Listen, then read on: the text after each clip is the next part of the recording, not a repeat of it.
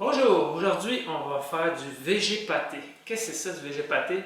Tout le monde parle de basé sur les plantes, des aliments basés sur les plantes, tout ça.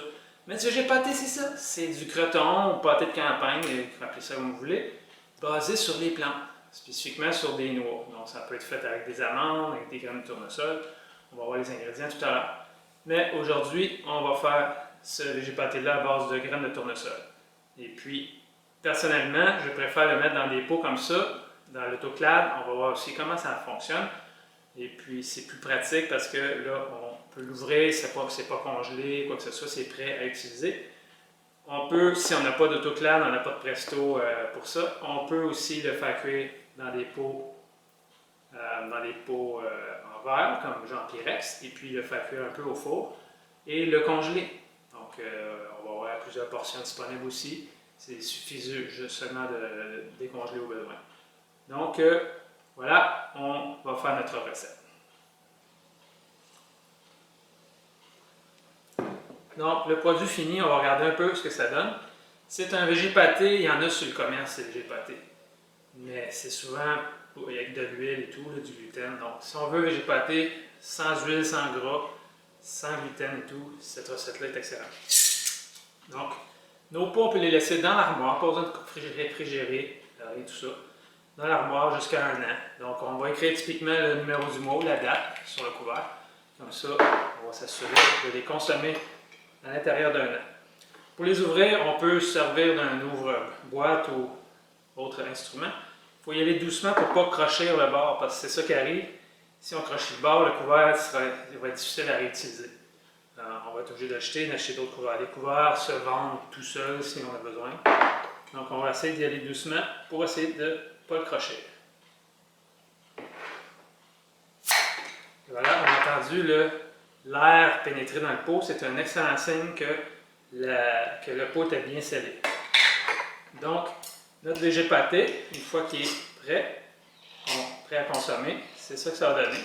Ça fait comme une pâte, comme ça, comme du croton, comme du pâté. On peut mettre ça sur du pain.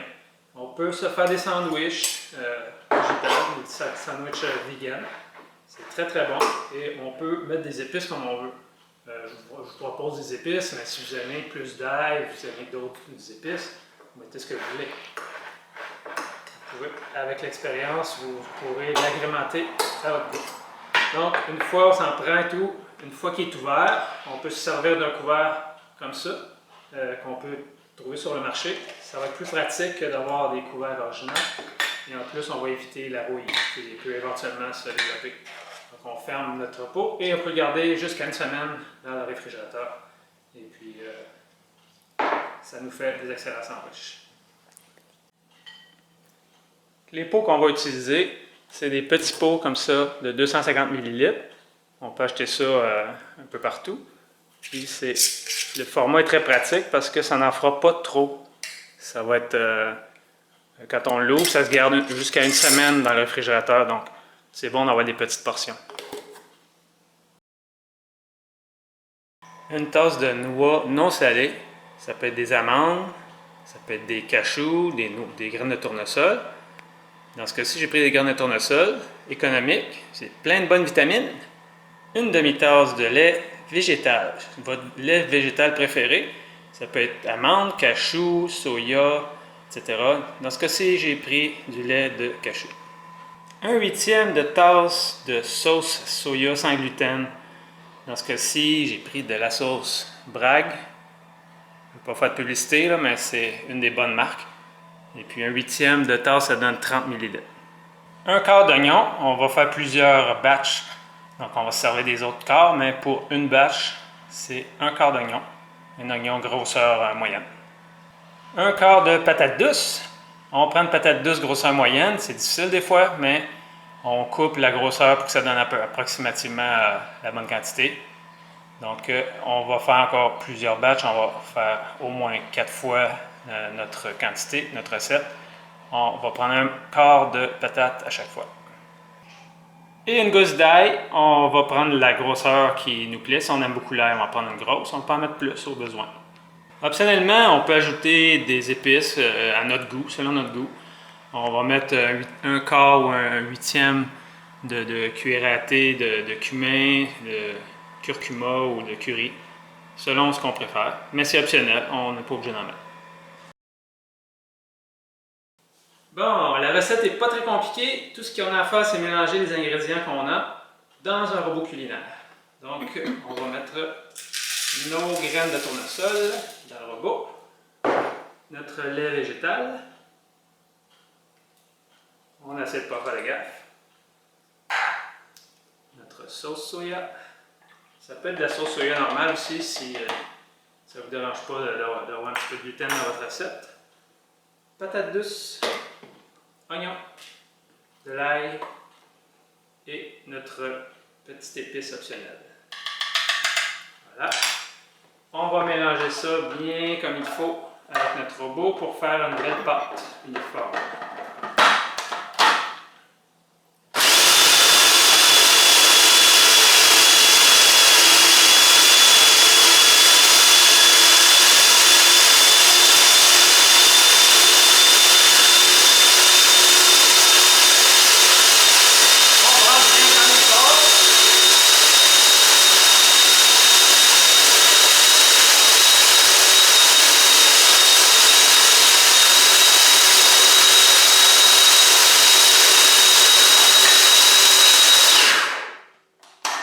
Ça devrait être suffisant. Ensuite, on va mettre ça dans des pots. Si vous n'avez pas de Presto, d'autoclave, vous voulez mettre ça dans un pot, un Pyrex, il n'y a pas de problème. Vous pouvez le faire cuire au four à feu doux, autour de 100 degrés Celsius, 200 Fahrenheit, pendant environ 1 heure, juste pour le faire sécher un peu. Si vous préférez le faire comme je fais, mettre ça dans un pot, pour le mettre à l'autoclave, on va le faire stériliser par la suite dans un Presto, dans l'autoclave, et il va cuire en même temps qu'il va se stériliser. Donc on n'a pas besoin de le faire chauffer. On va simplement mettre ça dans notre pot. Évidemment, le pot, pour ceux qui sont habitués à faire de l'autoclave, mais pour tout le monde, on ne le remplira pas trop. Il faut vraiment laisser un bon espace parce que pendant que ça stérilise, ça va bouillir, le contenu va bouillir, puis si vous en mettez trop, ça va déborder. Ça peut même faire crocher le couvert à un point tel à ce point-là. C'est très très fort. Donc on va laisser un bon espace d'environ 2 cm, je dirais, là, dans le haut du pot pour être sûr que le pâté ne va pas déborder, ne va pas sortir du pot. Donc on met ça dans plusieurs pots pour passer tout le contenu de notre robot. On va faire autant de pots qu'on a besoin, donc on répète la même recette plusieurs fois jusqu'à temps qu'on ait rempli suffisamment de pots. Dans notre autoclave, d'habitude, des pots de ce grosseur-là, on peut en mettre plusieurs. On va en mettre au moins une vingtaine de pots si on veut. Là. On n'est pas obligé de tout faire une vingtaine, on n'est pas obligé de remplir notre autoclave, mais tant qu'en en faire, on va faire une bonne vingtaine de pots. Voilà, deuxième pot, c'est prêt. Donc on va répéter comme ça le nombre de fois qu'on a besoin. Bon, quand on a fini de remplir un pot, c'est très important de bien nettoyer le tour ici pour que le couvert colle bien, pour qu'il n'y ait pas d'air qui pénètre dans le pot. Donc, on va essuyer avec un petit linge, un petit papier humide. On peut aussi mettre un peu de vinaigre, c'est encore plus efficace. Et on nettoie bien comme il faut le tour de le pot. Et encore une fois, on n'en remplit pas trop, on laisse un bon 2 cm pour que ça ne déborde pas. Ensuite, on va aller mettre notre couvert scellé. On va l'appliquer comme il faut. Et on va visser pas trop serré. Quand on sent que ça touche, on fait un petit huitième de tour juste pour que ça soit bien tenu, mais sans être trop serré. C'est là que c'est délicat. Si on voit encore une fois, il est libre ici, il est lousse. Et puis quand on sent que ça touche, on y va un petit huitième de tour juste pour dire que c'est bien tenu en place, sans être trop serré. Parce que quand ça va stériliser, ça va bouillir à l'intérieur. Il faut que la vapeur puisse sortir. C'est pour ça qu'il ne faut pas être trop serré, sinon on va déformer notre couvert. Ça risque de briser le couvert. On a brisé quelques fois, le verre va casser dans le chaudron. Donc, pas trop serré. Voici maintenant notre autoclave. C'est un gros presto disponible sur le marché. La première chose à faire, on va enlever notre couvercle, on va enlever le chaud de pression. On n'a pas besoin pour l'instant, on va mettre nos petits pots dedans. Donc, première chose, on va mettre de l'eau dans le fond. C'est important d'avoir notre séparation. On met ça dans le fond pour pas que les pots soient directement dans le fond. Ça vient avec. On ajoute l'autoclave, ça vient avec. On va mettre environ 2 cm d'eau dans le fond. Ça n'a pas besoin de couvrir les pots, au contraire. Le but, c'est qu'il ne manque pas d'eau, tout simplement. Donc, environ 2 cm, c'est amplement suffisant pour nos besoins. Quand on va mettre de l'eau. Donc, ça n'a pas besoin d'être de l'eau filtrée, rien. L'eau ne va pas aller dans les pots, c'est seulement pour faire bouillir dans le fond.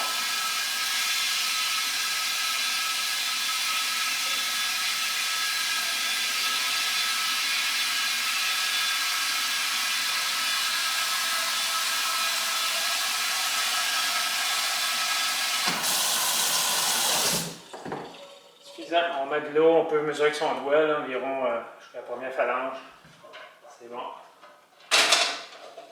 Donc, on va partir le feu et pendant que l'eau se réchauffe, on va mettre nos pots à l'intérieur. On a nos pots qu'on a préparés tout à l'heure. On va commencer par les mettre bien délicatement dans le fond.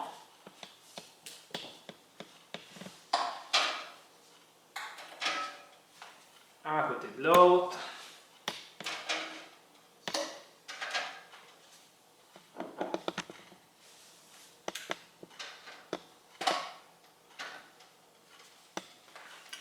Et on peut mettre un deuxième étage. Une fois que le fond est bien rempli de peau, on peut en mettre un deuxième étage.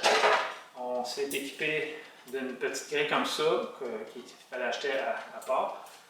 Ça va faire en sorte que les pots vont être plus stables sur le deuxième étage. Mais on pourrait les mettre un par-dessus l'autre. On va mettre ça à l'intérieur. On met le deuxième étage de pot. On pourrait, puisque ces pots ne sont pas très hauts, on pourrait en mettre 3 ou 4 même, 4 étages. Mais aujourd'hui, on va en mettre seulement 2. C'est ce qu'on a sous la main. Ça va quand même nous faire une bonne quantité de pots.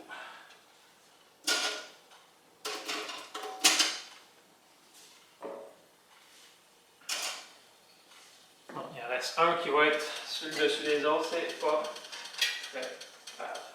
Ensuite, pendant que l'eau se réchauffe doucement, on va mettre notre couvert.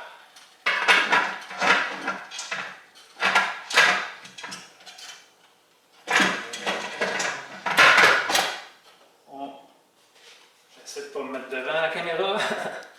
On tourne pour bien fermer. Et puis, on va laisser on va monter la température maximum. La première étape, ici, on ne mettra pas tout de suite notre petit bouchon que j'ai mis ici. On ne le mettra pas tout de suite. On va attendre. On va faire bouillir pendant 10 minutes. On va voir la vapeur sortir ici par le trou. 10 minutes. Donc, on va mettre notre timer quand ça commencera. Une fois que ça a bouilli 10 minutes, là, on va ajouter notre bouchon et on va vérifier la pression, ce qui sera la prochaine étape. Donc on voit quand ça bout, on va voir la vapeur sortir par le petit trou. Et on l'entend aussi à l'intérieur, on voit des petites gouttes qui sortent. Donc là, on sait que ça bout. On va baisser notre feu à moitié à peu près. Puis on va mettre notre minuterie 10 minutes. Et lorsque 10 minutes sera écoulées, on pourra mettre ensuite notre petite pesée pour faire monter la pression. Bon, maintenant qu'on a laissé bouillir notre 10 minutes, on va mettre notre pesée pour boucher l'ouverture. Ça va ainsi faire monter la pression. On a notre cadran ici qui va nous indiquer la pression On va monter le feu maximum, presque maximum. Monter la pression doucement. On ne veut pas faire briser nos pots. Donc, on a ici la petite valve qui va éventuellement monter pour bloquer toute la sortie de vapeur. Et c'est normal, il y a un peu d'eau, un peu de vapeur qui sort. J'ai plus de batterie. Donc on voit ici le bouchon de pression s'est refermé. La pression monte doucement. On voit ici, on est rendu un petit peu plus que 5. Le but, c'est d'aller un petit peu plus que 10, entre 10 et 15, donc entre 11 et 15 en fait. Et ça dépend aussi de l'altitude à laquelle vous vous trouvez. Normalement, à 11, entre 11 et 15, c'est bon. Plus vous êtes haut, plus vous allez aller un peu plus haut. C'est documenté dans le guide avec l'autoclave. Donc, on va monter doucement la pression. Et quand on voit qu'on approche le 10, on va doucement réduire le feu. Au 3/4, j'ai mis à 6 sur 10. Parce qu'une fois qu'il arrive à 10, on va diminuer notre feu pour le maintenir autour de 11, 12 le plus possible. Si ça monte jusqu'à 13, 14, c'est pas très grave. Mais on va ajuster le feu pour conserver notre pression. On voit ici, on est tout près de 10 maintenant.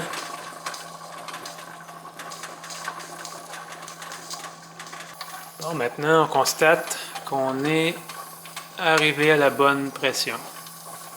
Donc, ce qu'on va faire pour que ça arrête de monter, on va réduire notre feu doucement. Il ne faut pas te réduire trop vite parce que s'il retourne en bas de 11, il faut recommencer notre temps. Il faut vraiment qu'il soit entre 11 et 15 pendant le temps requis.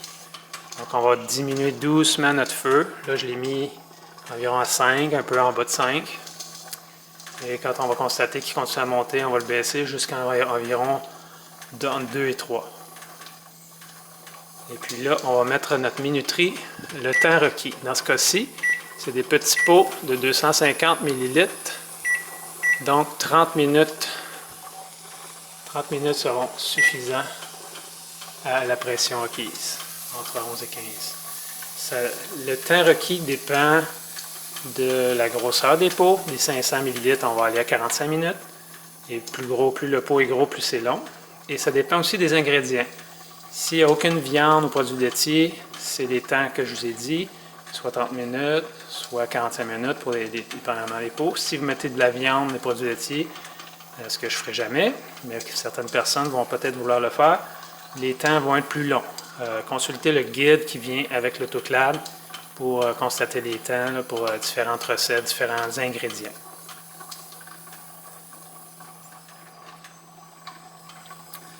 On voit que la pression est montée encore un peu. Ça signifie qu'on peut réduire encore le feu. Je le mets à 3, entre 3 et 4. Pour vraiment stabiliser notre pression, il faut être attentif à cette étape. Il ne faut pas que ça monte trop. On ne veut pas que l'autoclave explose. Il n'y a pas vraiment de risque, mais on ne veut pas aller en haut de 15. On ne veut pas briser nos pots. Donc, maintenir entre 10 et 15, idéalement 11-12. Et ça dépend aussi des cuisinières. Les feux ne sont probablement pas toujours exactement pareils. Donc, c'est avec l'expérience, à force de le faire, que vous allez savoir à quelle puissance mettre votre feu. Dans mon cas, éventuellement, je vais le baisser jusqu'à 2,5, entre 2 et 3. Là, pour l'instant, on est à 3,5. On observe la pression. Le truc est de ne pas aller trop vite. Il ne faut pas descendre notre feu trop rapidement, sinon on va baisser en bas de 10, il faut tout fois recommencer. Donc on voit que ça continue à monter encore doucement, donc on va baisser encore un peu notre feu doucement. Ici, on y va à entre 2 et 3. Là, on a encore un peu de jeu, on est à environ 13. Donc si ça baisse un peu, on peut le remonter un peu. Donc c'est de s'ajuster. Là, il reste environ 8 minutes et on constate que la pression est quand même haute, un petit peu haute. Fait qu'on va continuer à ajuster notre feu tout le long de la cuisson. On peut baisser un peu, là je baisse jusqu'à 2 pour vraiment s'assurer qu'on ne dépasse pas le 15. Et on reste au-dessus du 11. Alors, nos 30 minutes sont écoulées. Maintenant, ce qu'il faut faire, on va fermer le feu et puis on va enlever l'autoclave de sur la cuisinière. On ne la mettra pas sur le comptoir, évidemment, j'ai mis une petite planche. Donc, on va laisser rediminuer, retomber la pression d'elle-même. On ne veut pas accélérer quoi que ce soit pour ne pas briser nos pots. C'est lourd, prenez-vous à 2 mains et y aller doucement. On va transférer l'autoclave sur une planche et laisser la pression retomber d'elle-même. Ça peut prendre un autre demi-heure ou plus, ça dépend, mais on n'est pas pressé. Et voilà, quand la valve descend, la valve ici, on voit qu'elle est descendue, la pression est tombée et c'est à 0. On voit bien le petit cadran. Donc là, on peut enlever notre petite pesée et ouvrir notre chaudron. Donc, quand on ouvre le couvert, on va le pencher comme ça, pas vers nous. On va le pencher pour que la vapeur s'en aille. On ne soit pas aspergé de vapeur parce que c'est chaud. Donc, on l'ouvre, on le penche comme ça. On le dépose à un endroit sécuritaire. Voilà. On sort les pots et on va les déposer sur une surface uniforme et bien protéger notre comptoir parce que les plats vont être chauds. Donc, on sort les pots avec notre petite pince. C'est spécialement conçu, on peut acheter ça un peu partout en magasin. Donc, on sort nos pots. On les laisse refroidir à l'air ambiant. Et puis, on laisse un petit espace pour que l'air circule entre chaque pot. Et puis, on les laisse refroidir doucement. On va entendre le petit pop caractéristique quand la pression rediminue dans le pot.